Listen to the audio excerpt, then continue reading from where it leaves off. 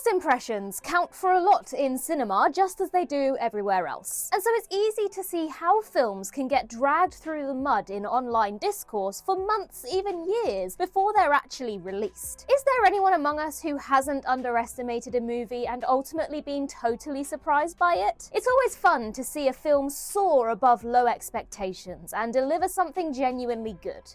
I'm Ellie for Whatculture, and let's take a look at these upcoming movies that might be surprisingly good. Starting with The Wrecking Crew. January is traditionally a dump month for cinema, in which studios send their most low-effort, unambitious genre slop out to die with little fanfare. And so it's fair to be suspicious of The Wrecking Crew, a new buddy cop action comedy starring Dave Bautista and Jason Momoa, which is being quietly dropped onto Amazon Prime Video at the end of the month. The first images from the film were released mere weeks before it plans to drop. There's still no sign of a trailer at the time of filming, and the script spawned from an original idea by Bautista and Momoa. None of this inspires much hope then, but there are a few indications that it could be a pleasant surprise. For one, David Leitch was originally attached to direct, and if a skilled genre filmmaker saw something in the script worth pursuing, well, that's something. Furthermore, the script itself was written by Banshee and Warrior creator Jonathan Tropper, who clearly knows a thing or two about bone-crunching action. And rather than farm the directing job out to a journeyman for hire, it's got the solid Angel Manuel Soto in the chair. So here's hoping that The Wrecking Crew defies the odds of a junky-looking action comedy being unceremoniously dropped on a streamer in the first month of the year.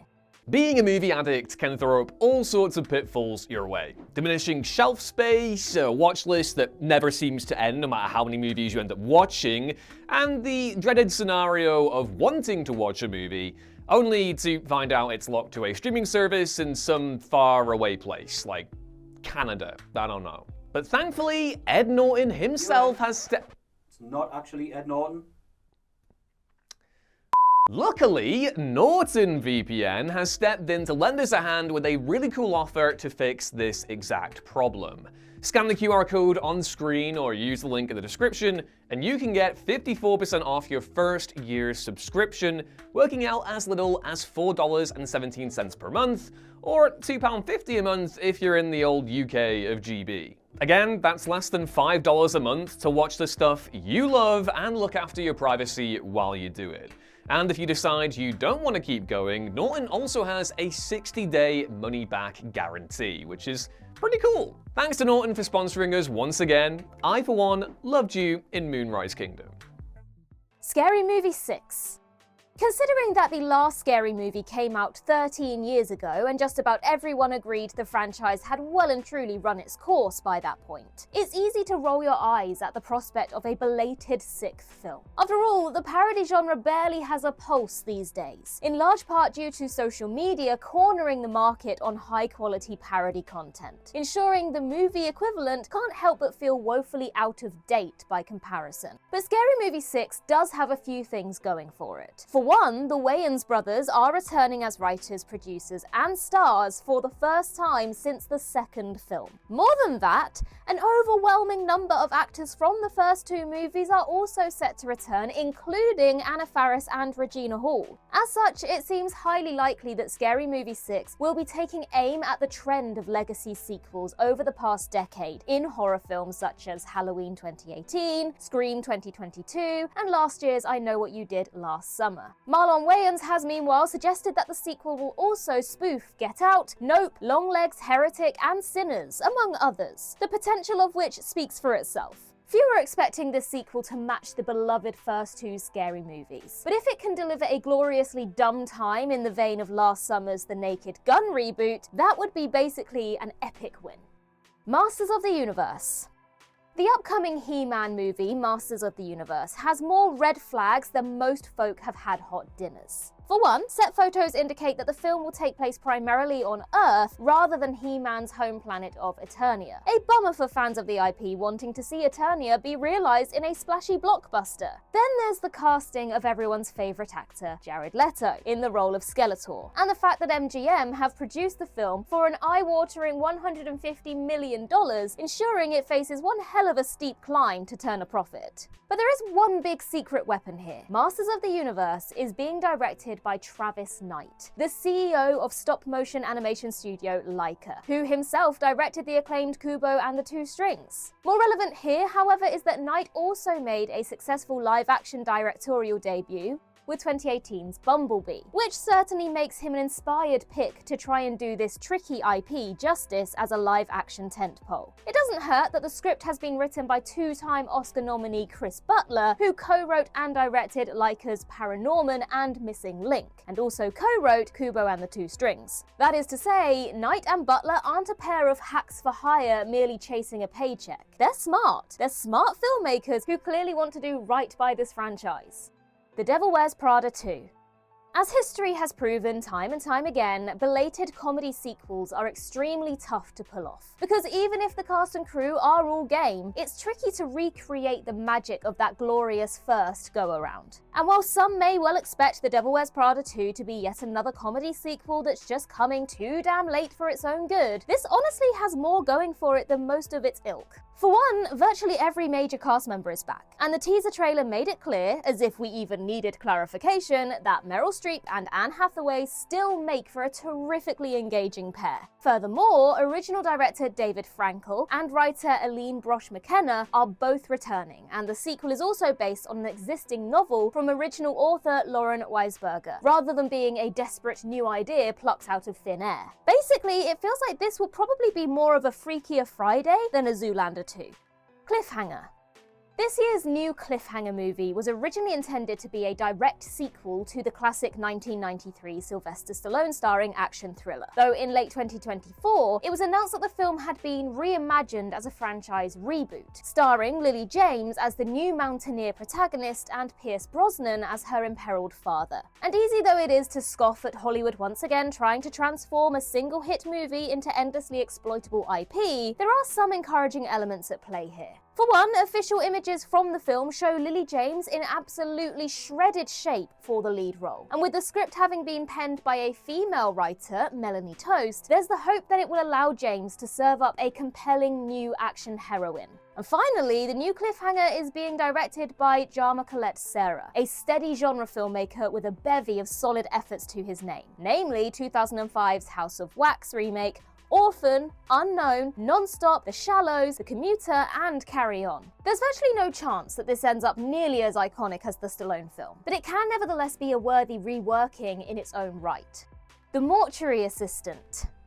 Though video games are certainly getting more respect on their names in Hollywood as of late, movies based on horror games are still a wildly mixed bag in terms of quality. Look no further than the recent Five Nights at Freddy's movies for glaring proof of that. Next up, 2022's indie horror hit The Mortuary Assistant will be getting the big screen treatment, with the game revolving around a mortuary assistant who must identify and exorcise possessed corpses before they instead possess her. The film was rather quietly shot last year before recently being acquired by streaming service Shudder. And while that might make some balk at its apparent quality, Shudder honestly sounds like a perfect home for a seemingly low-budget horror flick based on a relatively niche horror game. With acclaimed filmmaker Jeremiah Kipp directing a two-hander led by the talented Willa Holland and Paul Sparks, there's every possibility this is a solid, low-key chiller rather than yet another forgettable slice of straight-to-streaming slop. Madden.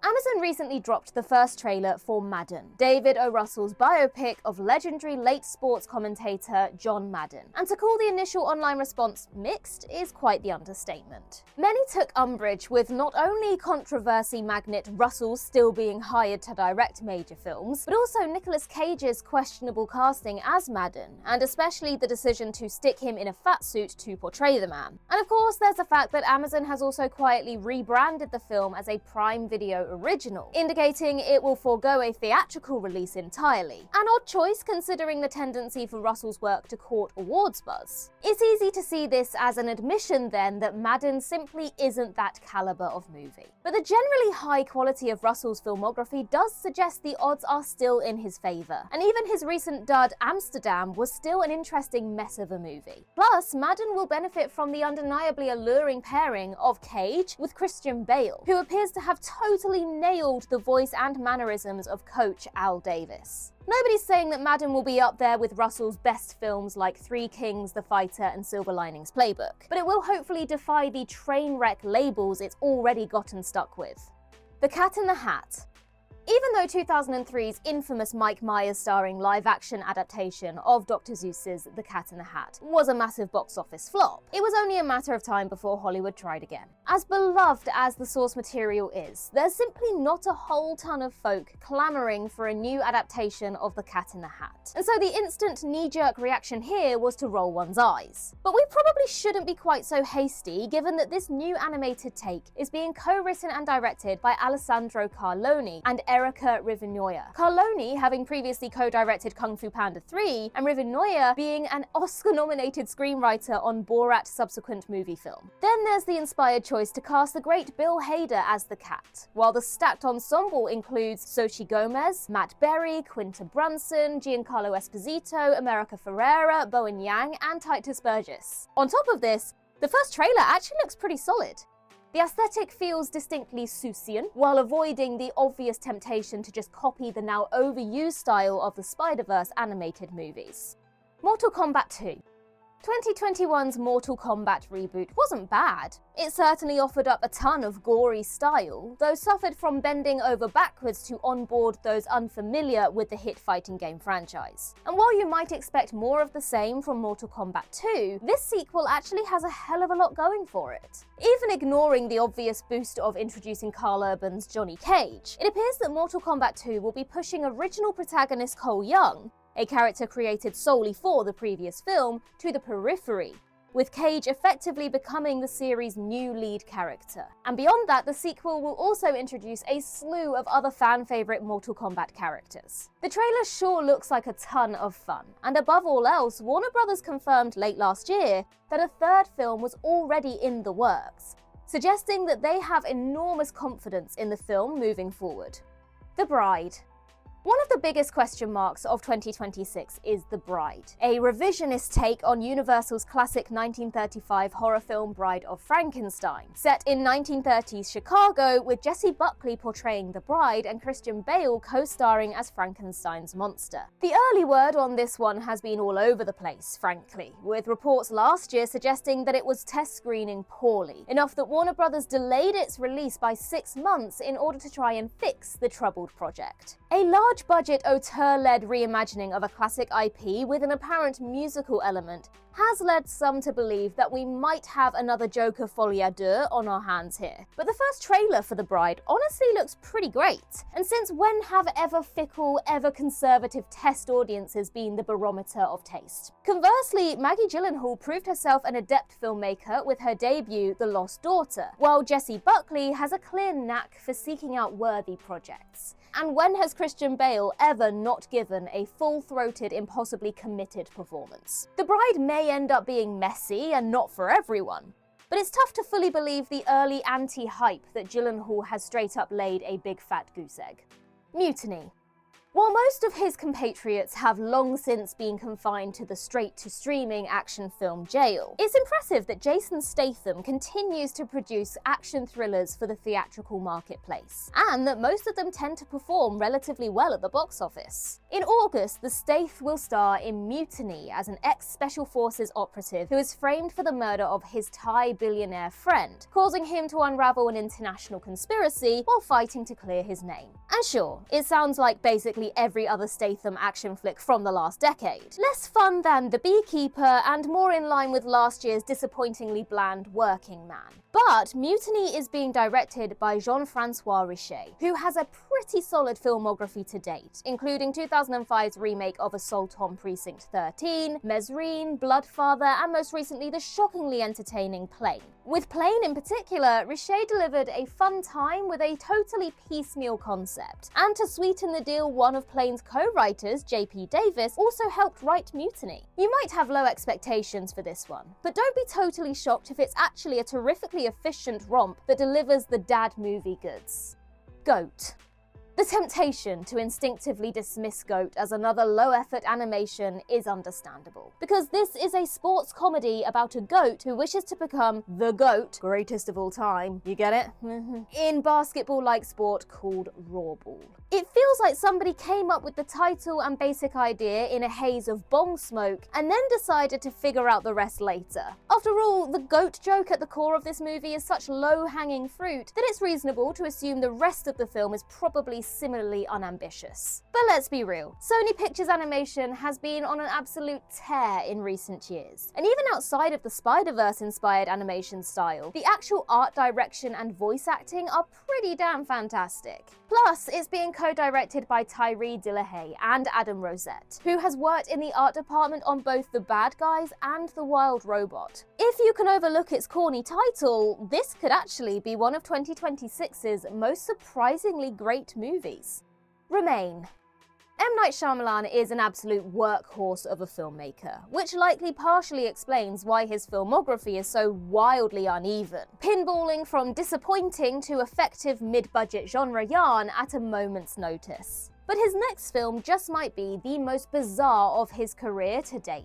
A supernatural romantic thriller in which a man mourning his sister's death crosses paths with a young woman who disrupts his entire world. The big surprise here is that Shyamalan has co-written the film with novelist Nicholas Sparks, best known for writing treacly bestsellers The Notebook, A Walk to Remember, and Message in a Bottle. Furthermore, Sparks has also already adapted Shyamalan's script into a companion novel. Shyamalan and Sparks don't seem like a natural creative pairing at all. And yet this is one of those combinations that's just so peculiar it might end up producing something unexpectedly great, or in the very least interesting. The fact that the particulars of the story are being kept feverishly under wraps only makes it that much more intriguing.